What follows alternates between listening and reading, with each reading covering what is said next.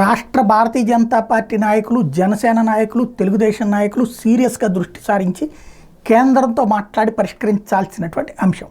దాన్ని దిక్కుమాలిన వార్తలతో డైవర్ట్ చేసుకుని రాసుకొస్తున్నటువంటి దరిద్రంతో నడుస్తున్న తప్పించి ఆంధ్రాకి ఓకే అయినటువంటి ప్రాజెక్టును గుజరాత్ తరలించుకుపోవడానికి ప్రయత్నం జరుగుతోంది.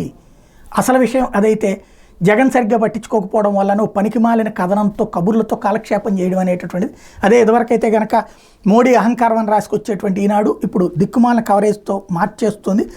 అసలు విషయం ఏంటంటే 2011లో కృష్ణా జిల్లా నాగేలంక మండలంలోని గుల్లలమోద గ్రామాన్ని ఏదైతే ఒరిస్సాలోని బాలాసోర్ కంటే అనువైన ప్రాంతం కిందన కేంద్ర రక్షణ శాఖ గుర్తించింది.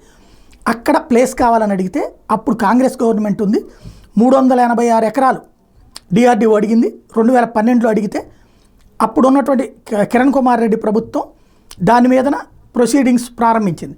2014లో తెలుగుదేశం బీజేపీ కూటమి అధికారంలోకి వచ్చాక చంద్రబాబు గారి దగ్గరికి ఆ ప్రతిపాదన మళ్ళీ వచ్చింది. అప్పుడు 2017లో ఏటిమొగ రెవెన్యూ గ్రామ పరిధిలోని అభయారణ్యంలో 381 ఎకరాలని రాష్ట్ర ప్రభుత్వం డిఆర్డీఓకి ఇచ్చేసింది. దానికి బదులుగా గణపేశ్వరం పరిధిలో ఉన్నటువంటి అంతే స్థాయి రెవెన్యూ భూమిని అటవీ శాఖకు అప్పగిస్తూ అప్పట్లో జీవో కూడా వచ్చేసింది.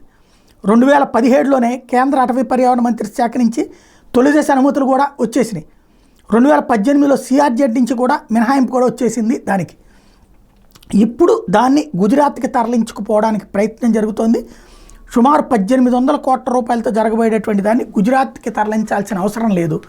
దాన్ని ఏదో జగన్ సరిగ్గా పట్టించుకోకపోవడం వల్ల అంటూ రాసుకొచ్చేటువంటి తలతెక్క వార్తలను పక్కన పెట్టి వాస్తవంగా డిఆర్డీఓకి సంబంధించిన కీలకమైన ప్రాజెక్టు మొన్న కూడా సతీష్ రెడ్డి గారు చెప్తున్నారు, అది సీరియస్గా దృష్టి సారించాల్సిన బాధ్యత మన నాయకులకు ఉంది.